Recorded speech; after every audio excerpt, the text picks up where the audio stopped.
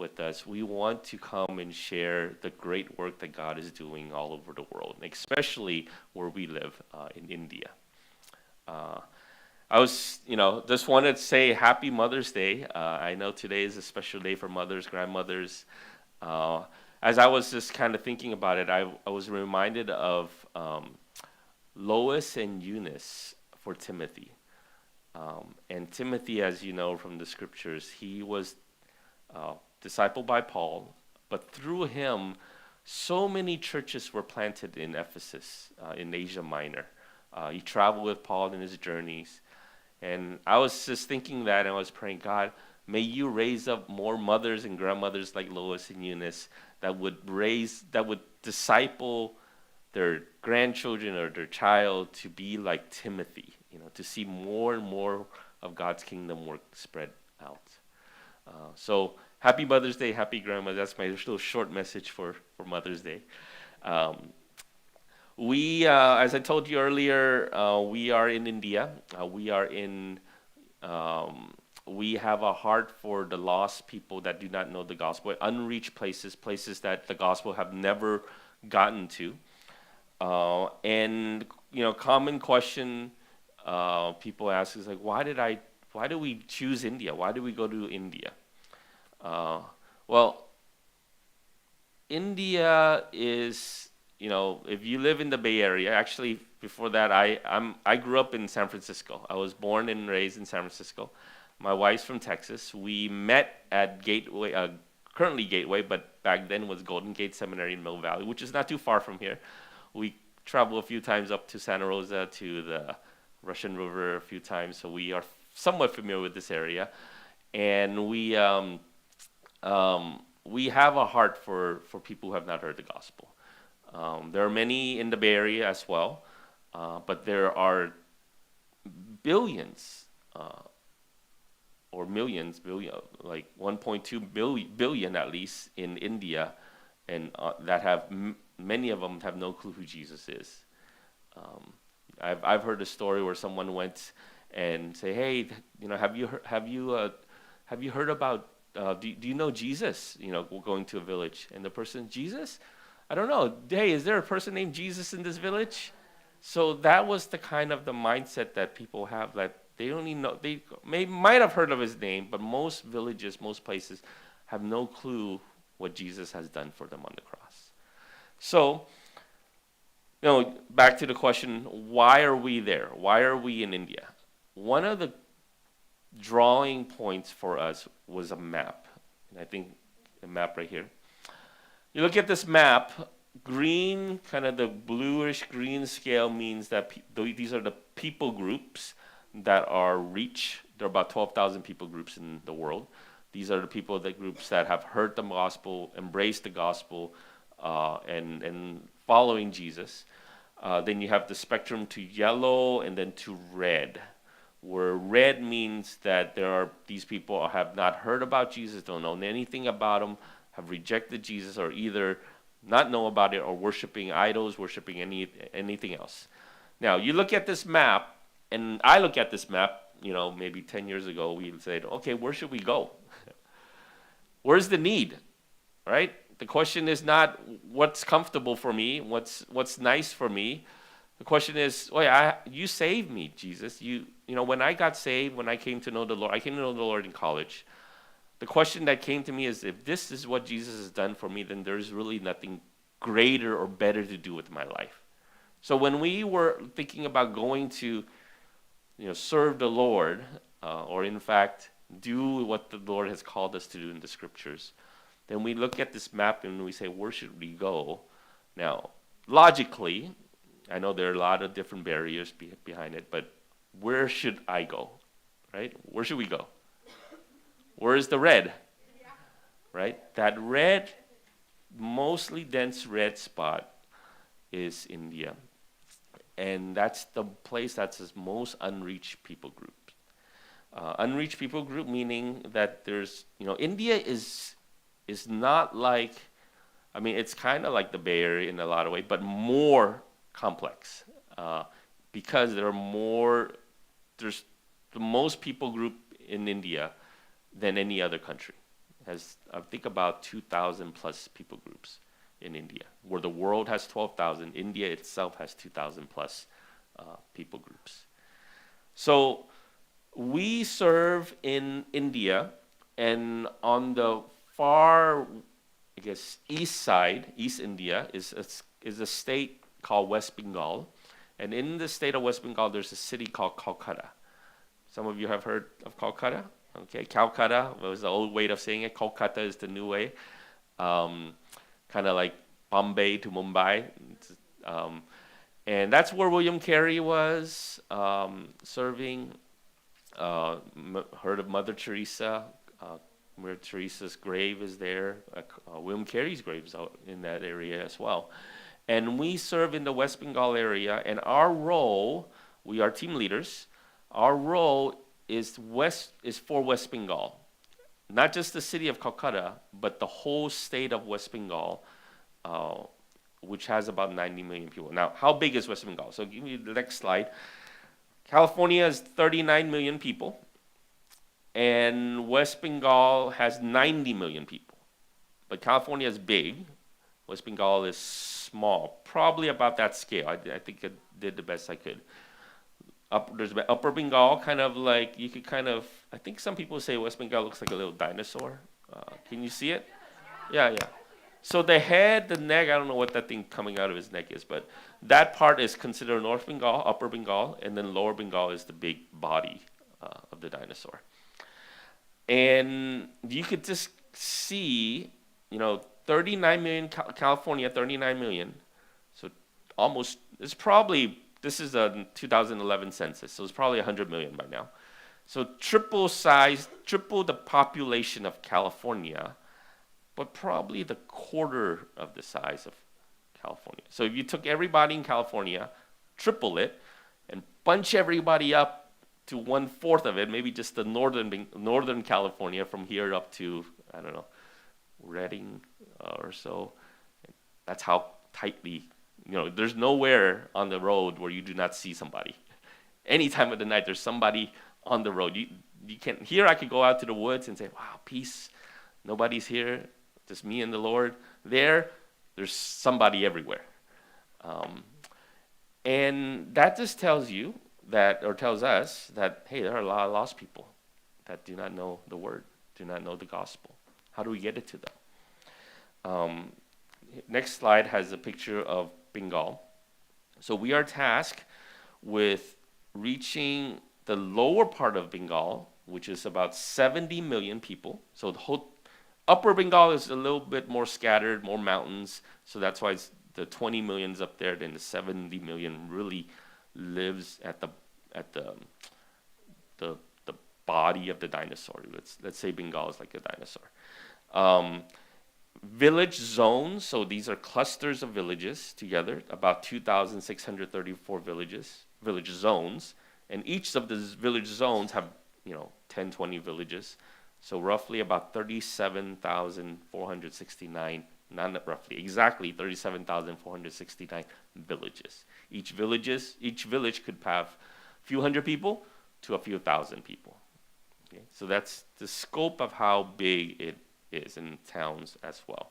Now, I do want to kind of zoom in for you to help you focus. There's these little colors are what we would call districts. So there are a lot of districts. There's one district called Purba Midnapore. Can you see that? It's kind of traced in black. Now, what is a district? So a state, you would know, state of West Bengal is equivalent to state of California. A district is like a county. So the next slide, you can see, I did it to scale, 10, I think this, to scale. It might be hard to see, but it is a little outline on there that is the district of Purba Midnapore, and Santa Clara County is probably one of the most congested counties in the Bay Area. And just the equivalent of it, almost the same size. Purba Midnapore a little bit bigger with 1,800 square miles, but population's 5 million versus 2 million. So that can kind of get you an idea of Santa Clara. So we have a state of West Bengal, And within the state, there are districts which are equivalent to counties. Okay. Now, just the next slide, just to give you an idea, this county or this district called Purba Midnapore has 5 million people, 5.1 million people almost, 26 blocks, 222 village zones, 3,014 villages. So what are we tasked with? There's a lot of people here. Our goal is that we want to see the gospel be reached in every place. What does that mean? It means that everybody would have an opportunity to hear the gospel message and respond to it. And in order for that to happen, what needs to be present? Church. If a church is not present, the gospel will not go.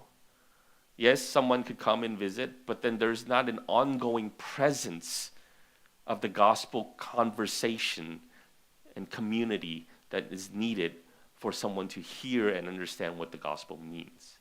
And the reason I say that is because India is predominantly Hinduism. And they could easily, and there's a lot of syncretism in there where they could say, we have 33 million gods, Jesus is great.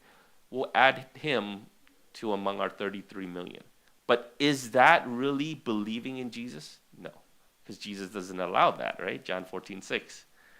So, in order for them to clearly understand the message of the gospel, conversation needs to happen.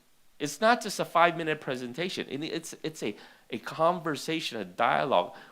How do you deal with death? How do you deal with your sins that you will be judged for? And unless they engage in these conversations, they're not going to grasp it. They might have seen movies. Obviously, they would see it in movies where actually that's where they get most of their theology from, in movies. Now, that tells you how bad their understanding of Jesus would be and misunderstanding of Jesus. So our role is to see all these villages, 37,000 plus villages in Lower Bengal, to be reached with the gospel. Now, that's a huge task. We're talking about bigger than California population-wise. It's geographically smaller, but still huge. California is huge, a quarter the size of California. How do we do it? Now, there's us, where we have a team, and we're working. What's the best way? And I want to introduce to you the idea of local ownership. What is local ownership? Well, what is ownership? Ownership simply means that we want the local people of India to see that this gospel message, this responsibility of taking the gospel message to every place, every people, is theirs, not mine. I'm an outsider. I don't live there. I could be removed from the country anytime the government decides not to give me a visa. But the responsibility of the gospel is the local people deciding, hey, it is our responsibility to share the gospel with these unreached villages, because this is the place that God has put me in, and this is the place where God has saved me. So, to give you a practical example, my son August, while we're traveling, we all sleep in one bed. So it's kind of, we love being with him. And then that morning I would say, I'm a very tidy person. Like, I like everything neat. And I would say, August, can you make the bed? And, obviously he doesn't want to and fails to. And I don't do a good job. So the bed doesn't get made. And, nothing happens. So now recently, last week, we gave him in my mom's house, there's a little room for him. So we say, hey, this is August's room. It's no longer called the office, it's August's room. And next morning, so he slept there that night. Next morning, guess what? The bed was made. Everything was organized. The toys were in its place. Why? Ownership. You see the difference? If he doesn't own it, the work doesn't happen. But if people own, this is my responsibility, this is my room, this is my people whom I need to share the gospel with, then ownership, then work will happen. So here's just a few comments on ownership on the next slide. The why is it important? Gospel work is done better and faster by local nationals than foreigners. Why? Language, culture. As good, we've been in West Bengal for about 9 years. I could teach and speak in Bengali among them, but there are things that I still can't catch. I would never be as fluent as they are. I would never be as culturally understanding of the situations as they are. Because they are nationals, they're able to do it better. They know how to communicate it better, how to talk with people better, knows their situation better. Therefore, much better and much faster as well. Secondly, our stay in India is not guaranteed. Are not guaranteed. We're foreigners. We don't have a visa now. We came back. We're gonna look to apply for another five-year visa, hopefully, and we pray. Please pray for that. But there's no guarantee for that visa as well. Thirdly, there are more local nationals in India, meaning there are more nationals in India, Indian nationals, than foreigners. What does that mean? There are more laborers. How many of us are there that are believers in India? Not that many.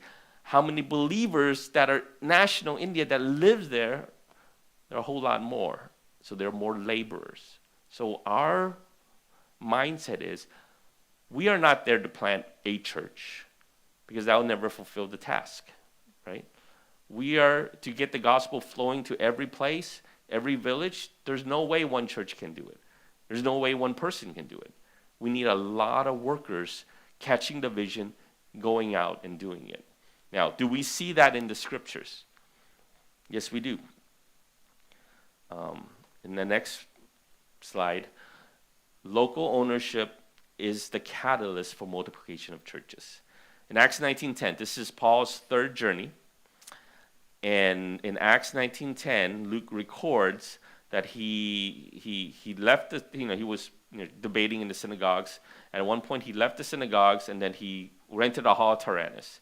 In Acts 19:10, it says, "This continued for 2 years, so that all the residents of Asia," so geography, location, places, "heard the word of the Lord, both Jews and Greeks." So emphasizing people groups. Jews and Greeks, people groups, all in a geographical area, heard the word of the Lord. Now, this is astonishing because it's 2 years' time, and that happened. Now, granted that this is third journey, we have about 10 years, 15 years before this, where there's first journey, second journey, there's lots of laborers now working, but it's still astonishing that in 2 years' time, all of Asia heard the word of the Lord. Now, you know some of these churches. Revelation chapter 1, 2, right? The 7 churches of Asia, Smyrna, Ephesus, Pergamum, Thyatira, Sardis, Philadelphia, Laodicea. These are all the churches in Asia where Acts 19:10 is talking about. That 2 years' time, I believe that all these churches were planted in the midst of this time. Now, there's one church, I think we get a clue of this kind of local ownership. There's a church called Colossae, right? We got the book, Colossians, and we asked the question of who planted this church? Now, Colossae is one of the churches in Asia. I think you could kind of see it right there. And the question is, who planted it? Did Paul plant it? Because we assume Paul planted every church. No, it's not possible. He went from Jerusalem to all the way to what's that name in Romans 15? Illyricum. There's no way he could have went to all these places, there's no way we could go to 38,000 villages, right? So how did he do it? Now, first question is, did he plant a church in Colossae? So Colossians 2:1, which is the next slide. I'm going to ask us 4 simple questions about the Colossian church. Colossians 2:1. So Paul writes this to the Colossian church. For I want you to know how great a struggle I have for you, and for those at Laodicea, and for all who have not seen me face to face. Now, at least it's debatable. Yes, maybe Paul did visit, but later on we realize that he is not the one that planted the church. It tells us there's a guy named Epaphras. Secondly, it says that many have not seen him face to face. They don't know who he is. If most of them haven't seen him face to face, my assumption is that he wasn't the one doing most of the work. So first of all, Paul did not plant all these churches in these 2 years' time. He couldn't have. There's no way. Second question I have to ask, then who is this guy named Epaphras? Okay. Second question. Who is Epaphras? Colossians 4:12. It says, Epaphras, who is one of you, a servant of Christ Jesus, greets you, always struggling on your behalf in his prayers, that you may stand mature and fully assured in all the will of God. Now, catch this. It says, Epaphras, who is, one more slide over. Epaphras, who is one of you. Now, what does that mean? Where's his home? In Colossae, right? Where's his uncle's home? Probably in Colossae. Right? Where was he born? Probably in Colossae. Who is one of you. So that means there's a guy named Epaphras who's one of them. Now, what did he do? That's the next slide. What did he do? What did Epaphras do? Colossians 1:7. Just as you learn it, meaning the gospel, from Epaphras, our beloved fellow servant, he's a faithful minister of Christ on your behalf and has made known to us your love in the Spirit. Now, what clue do we have now? Epaphras, who's a Colossian, I think that would be the word, and he's one of them. And what did he do? He taught the people of Colossae the gospel. Now, here's the picture we're seeing together now. Paul's in Ephesus. He's teaching. Somehow, I don't know if Paul met Epaphras or not. I don't know. Who taught? Because at this point, no one knows the gospel. Unreached places. Epaphras must have heard the gospel himself. Believed it. From who? I don't know. Maybe from Paul. Maybe from Timothy. Maybe from a generation person we don't even know, a believer. He came to know Christ and went back to his hometown in Colossae, shared the gospel with the Colossian people, and they learned it.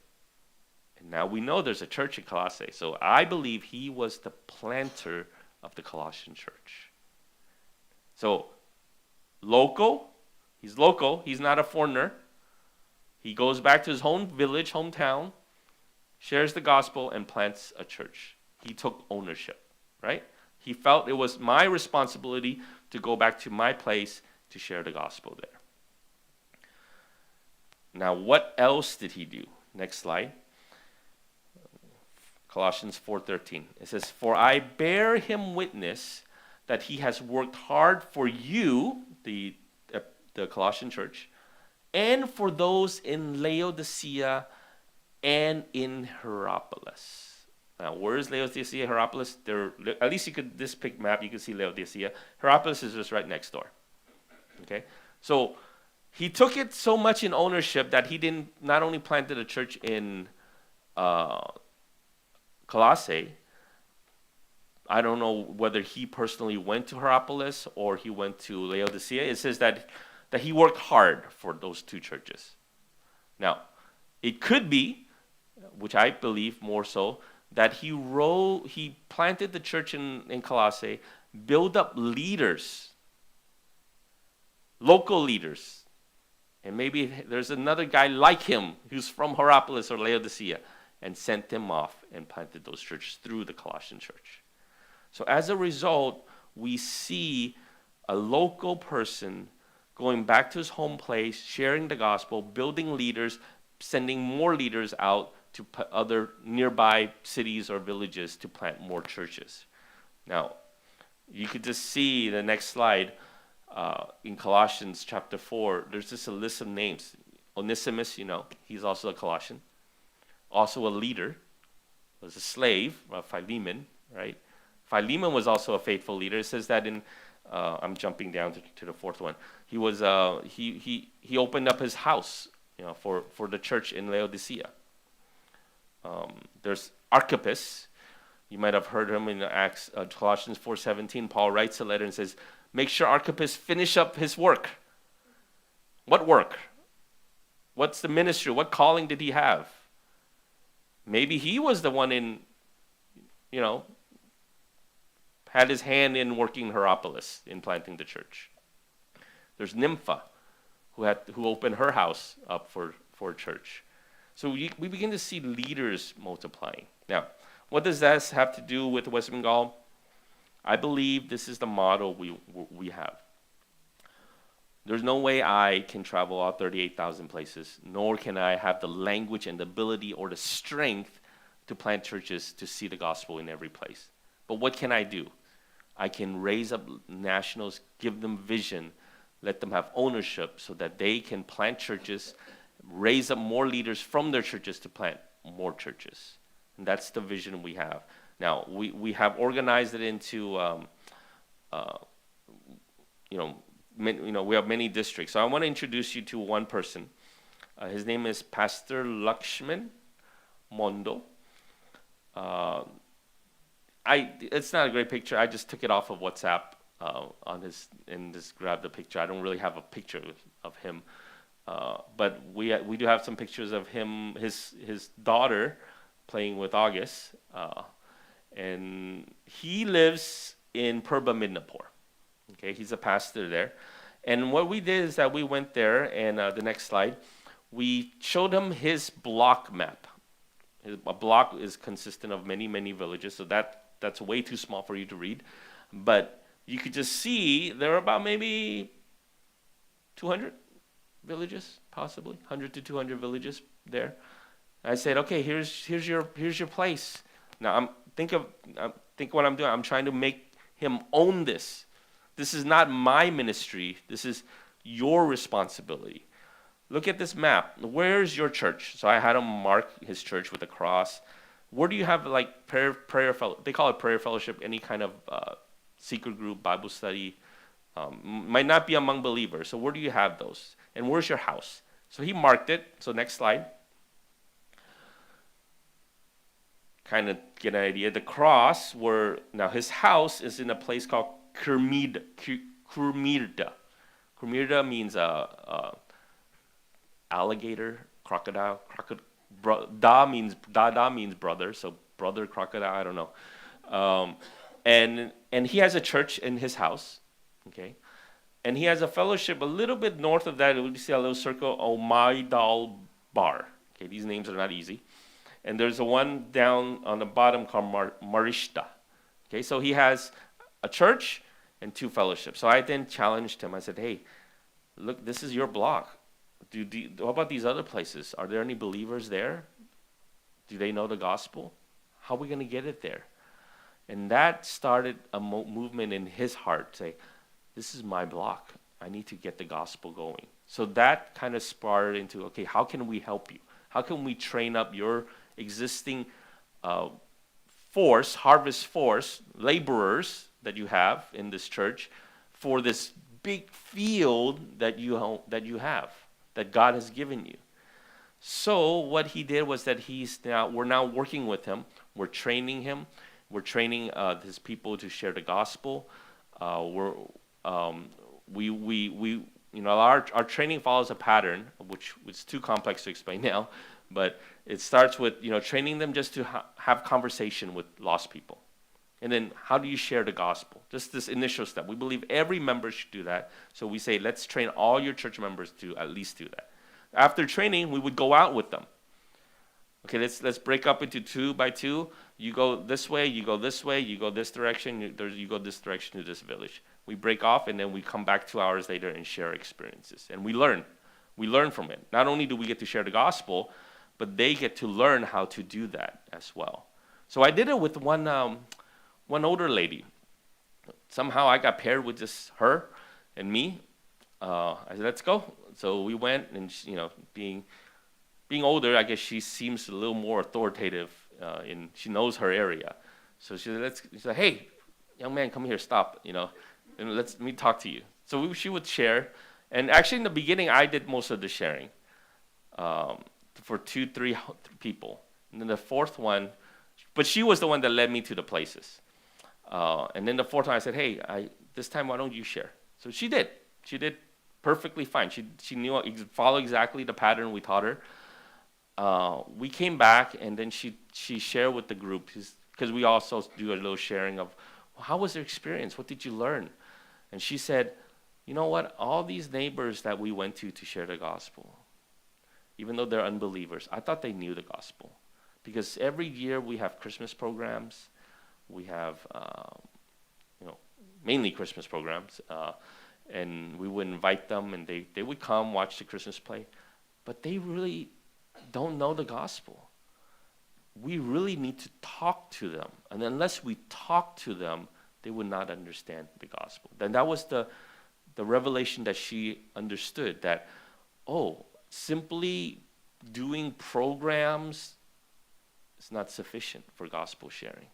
We need to go and talk to every one of them. And we want them to every member to develop that kind of ability to share and the heart for the lost people in their area. That's when we would start to see more fellowships and more churches planted. Now, I do want to say one other thing is that not only are we focused on places, but people group. We'll tell you about a website later, but there's one people group that I was talking with the pastor. Hey, there's a people group called the Kakmara. So next slide. So on our website, you can see the information about the people group. And one of the people groups you see there, this is specific for that district, Kakmara. Total population 850. But in this district, it's supposed to be 0. Now, 850 among 90 million, it is almost like 0, right? Like, I do not know where these people are. But we know this people group exists. So as I was showing him this, he tells me, hey, I do know. There is a group 2 villages down called Silibari. That's the name of the village. There's the Kakmara people. And who are the Kakmara people? These are the people that are, Kak in Bengali means crow. Mara means kill. The crow killers. Now, I don't know what that means, but it means that they're like scavengers. They would take like a dead person's belongings. People don't want. They gather them, repurpose them, and sell them. Dead animals, they would take the skin and whatever and repurpose it. That was their job. They have no home. They have no land. They roam around. But 50 years ago, they settled in this village called Silibari. The government gave them land, and there are 100 of them right there. So now this is what I mean ownership. After telling him this, he says, I meet him again the next month. He said, yeah, I went there last week. I went there and I talked to the people, just kind of seeing what their life is like. I learned so much. We're going to commit as we learn how to share the gospel as a church. We're going to go and keep sharing the gospel with the Kakmara people. And hopefully this 100, we would be able to start a group and start a church among them. Now, that's what we would call ownership, right? Because I didn't tell him to go. I said, hey, there's a need. And he took the initiative, went, and now he's preparing his church for gospel sharing there so that churches, like currently, actually yesterday, we have teammates there. Our teammates were there at his house. I wish I could show you the photo. It's on my phone, actually. Cooking with his wife and doing trainings with them so the gospel can keep going. So, big picture, you saw that map. There's one church, 2 groups. We're hoping that through his multiplication work, first build up his leaders, multiply more leaders, more places would have churches planted, and hopefully the whole block would have many churches planted. That is our goal. And that's just one block out of one district called Purba-Minapur. That district has about 26 blocks itself. And we want to do that in every single block for that district. And all the 14 districts in Lower Bengal, we want that to happen. Now, that gives you a glimpse of the enormity of our work. We're working with local pastors all over Bengal, like Pastor Lakshman, so that that kind of multiplication would happen. I didn't show you the next picture. This is the picture he sent me. So I guess across that river is where the Kakmara people live, and these are the Kakmara people whom he's talking to. He's not in the picture. I guess he's taking the picture, but he probably brought some church members with him and conversation with them. We'll skip the next slide. Next slide. Yeah. Now, it's moving. It does take time. There's lots of places, but we got some very, very faithful nationals who caught the vision, who's taken ownership like Epaphras, and who's working like an Epaphras. I could see Pastor Lakshman, his church in Kamirda is like the Colossian church. And then Silibari, the unreached people group, and Morishta would be the future Hierapolis and Laodiceas. And then from there, more leaders will raise up. Generations will come. And there's so many stories we would love to share. But we feel that mission work is not just for the missionary. Mission work is a cooperative work between the church and whom the church sent out, which are the missionaries.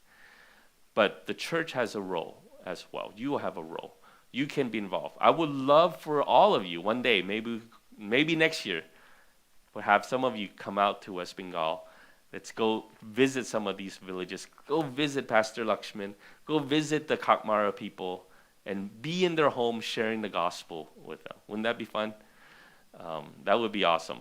But I want to show you 4 ways that you can start being involved. And I want to invite my wife, Joni, to come up to do that for you guys.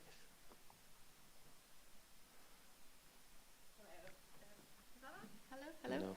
No? Okay. I think sometimes when people think of mission work, they think, oh, that's so far, and it's like, I'm here, I'm in California, that's so distant, but it doesn't have to be. It doesn't have to be distant. And so I'm always reminded there was a small church, probably about your size, of faithful people, and they said, we want to pray for overseas work. And they started praying for a place in Burma. And if you know about Burma, Burma is very closed, like not many Christians and thing. But this faithful, small little church in Oklahoma continued to pray and pray and pray. And God just has done great things because of the faithful prayers of this small little church in Oklahoma. So I just want to encourage you, number one, the first thing that you could do to be part of the work with us, along with us in West Bengal, is to pray. And so that's the awesome thing about prayer. We can be anywhere, And so we would ask that, yes, first, you would pray for us, pray for our family, pray for our team. But we have you can go to the next slide. We have a website. So this is wbpray.weebly.com. During COVID, we were stuck in our house in India, us and our teammates. We couldn't leave. And we're like, what are we going to do with our time? Let's make a website. So during COVID, we were able to make a website so that people back here in the U.S., but also we use this website with nationals. We have it also in Bengali, that they can use it. So you can go to this website and you can look at all the different districts. For the example, the one we talked about today, you can click on Purba-Minapur. It will give you some information. It will tell you about the people groups that you can start praying for, that you could pray for this district, you could pray for the people. And you know that God, it says in God's word that the prayer of a righteous man availeth much. And so God does not waste prayers, God uses prayers for his glory. And so we would encourage you, pray for the Bengali people, pray for this Kakmara people. So number one, please pray. The second one you can look at, the second way that you can be involved is give. That's give. So because this church, you're an SBC church, you give every Christmas to the Lottie Moon Christmas offering. Yes? So it was interesting. There's a program through the International Mission Board called the Journeyman Program. So right out of college, I went to China and actually did mission work near where Lottie Moon worked. So it was really cool to do that. So kind of have that special connection to Lottie Moon. So through you giving every Christmas to the Lottie Moon Christmas offering, it allows us and about 5,000 other missionaries all over the world to stay, to live. It supports us. So like when we come back to the U.S., we don't have to fundraise and things like that. So we want to thank you. But also there are ways that you can give specifically to our team. If you think, wow, can I specifically, how can I help you? How could I help your team to do certain work? So through the IMB, there's different ways, there's pathways. So just to kind of give you an example, if you gave $6, it prints training books, 6 training books, so that we could go and do a training. $50, it funds travel for 2 days to kind of go out into the field. Because we live in Calcutta, but all of our work is outside in the villages. So we might drive for several hours, 5-6 hours, or go by train to go out into the villages to go to these places. So the money that we use, that you donate, it kind of goes to resources like that. $400, it funds a 4-day training for 20 people to go out from a church. So just kind of ways that sometimes I think people think, okay, I'm putting this money in the offering, but what does it do? Where does it go? So these are just kind of some examples of, oh, okay, when I give $6, if I give $100, these are some of those things that your money actually goes in and how it blesses people on the field in India. The second, so pray, you can do that from anywhere. Give, you can do that from anywhere. Third one is go. You know, could you go and come and join us in the work? So we just had a lady, how old was Jeannie? 70s at least. 79. I think she was 79. Yeah. She was 79 and she just spent 10 days with us in India. Her and another lady in her 60s and another lady in her 50s. So, and they so she could do it. You could do it.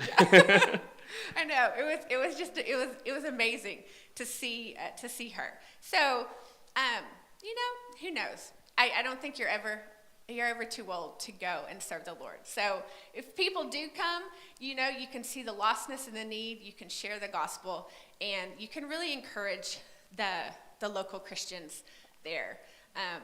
Because you know, sometimes you just get weary. You get weary in the work, and so to have people just to really come alongside you and really pray and encourage can be very, very encouraging. So pray, give, go, and the last one is send. So send is, you know, maybe at this point in time, maybe you don't have anyone from your church that you could send over to work. But you never know for the future. Carson is sent out of his college church from California. I'm sent out of my church from Texas.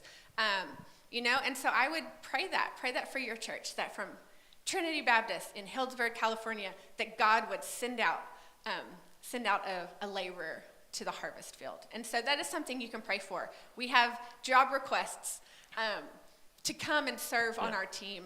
And I would say that it's not limited to young people. Yes. We have programs for various pathways for whatever age, whatever stage in life you are in, and you feel called to be part of the work out there. You can go. All of you can have the opportunity to go. So pray, and we have job requests out there. We would love to serve with you on the field. Yeah. So just remember those 4 things. How can I pray? You know, give, go, and send. Mm-hmm. And that India, it might be, you know, on the other side of the world, but through your prayers and through your faithfulness to the Lord, it doesn't have to be. So just thank you for allowing us to be here today. We are very thankful. Yeah. Thank you so much. We are here. We're going to be around, so even after, then feel free to talk to us for anything, any of these things that got your interest. We'd love to share more. We have lots of stories, lots of pictures, even on our phone we could share with you. Okay. Thank you so much. How do you want me to proceed next?